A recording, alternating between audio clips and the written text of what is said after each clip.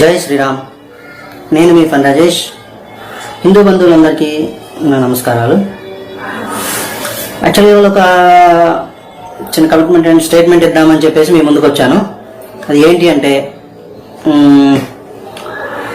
ఈ మధ్య కొంతమంది క్రైస్తవ మతోన్మాదులు బాగా పేటరేగిపోతూ మన హిందూ గ్రంథాలన్నింటినీ కూడా వక్రీకరిస్తూ వక్ర భాష్యాలు చెబుతూ సనాతన సత్ప్రమాణిక గ్రంథాలను ప్రామాణికంగా తీసుకోకుండా తప్పుడుగా ప్రజలందరినీ పక్కదారి పట్టిస్తూ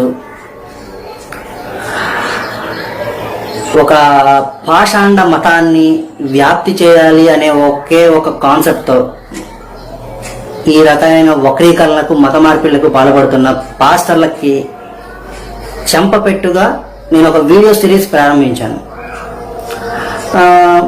దానికి ఏంటి మూలం అంటే, ఆ మూలం కూడా వీళ్ళే. ఏంటి ఆ మూలం? మన హిందూ దేవి దేవతలు పెళ్ళిళ్ళు చేసుకున్నారు.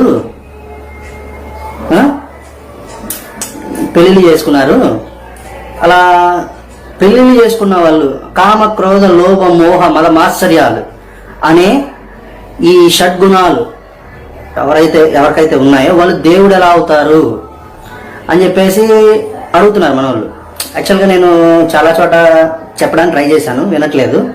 సో వాళ్ళ గురించి అని చెప్పేసి వీడియో నేను సిరీస్ స్టార్ట్ చేశాను. ఇప్పుడు ఈ వీడియో సిరీస్ స్టార్ట్ చేయడానికి కారణం కూడా వాళ్ళే. ఆల్రెడీ నేను చెప్పాను ఇంతకుముందే, అంటే నేను చెప్పి కూడా గట్టిగా ఒక 3 months అవుతుంది. 3 months క్రితం చెప్పాను నేను. 3 months వెయిట్ చేశాను. మీరు ప్రామాణిక గ్రంథాల నుంచి తీసుకోండి, ఖచ్చితంగా మేము చెబుతాం. చెప్పలేకపోతే అప్పుడు మీరు అడగాలి. కానీ మీరు ప్రామాణిక గ్రంథాల నుంచి తీసుకోకుండా ఖచ్చితంగా వక్రీకరించినవి, పైన అట్ట శుభ్రంగా ఉన్నది, బాగున్నది, కంటికి నదరగా కనిపించేది, వీటిని తీసుకుని మీరు చెప్తాను అంటే మేము ఒప్పుకోవాలి.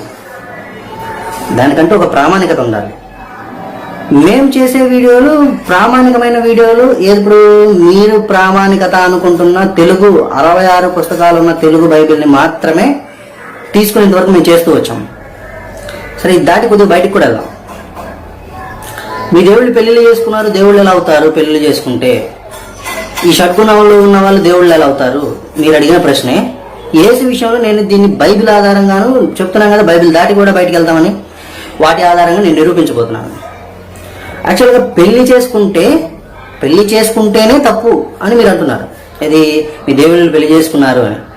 కానీ పెళ్లి చేసుకోకుండా ఒక వేశ్యని ఉంచుకొని, దాని ఏదో కీపింగ్ ఏదో అంటారు అనుకుంటా, ఉంచుకొని ఆవిడతో 4 పిల్లల్ని కన్నా, వాళ్ళలో యోధా అనే ఒక కొడుకు, 3 కూతుర్లు ఉన్నారు. 4 పిల్లల్ని కన్నా యేసు ఏ రకంగా మీరన్న షడ్గుణాలకు బదులై ఉన్నాడో ఒకసారి మనం గమనిద్దాం.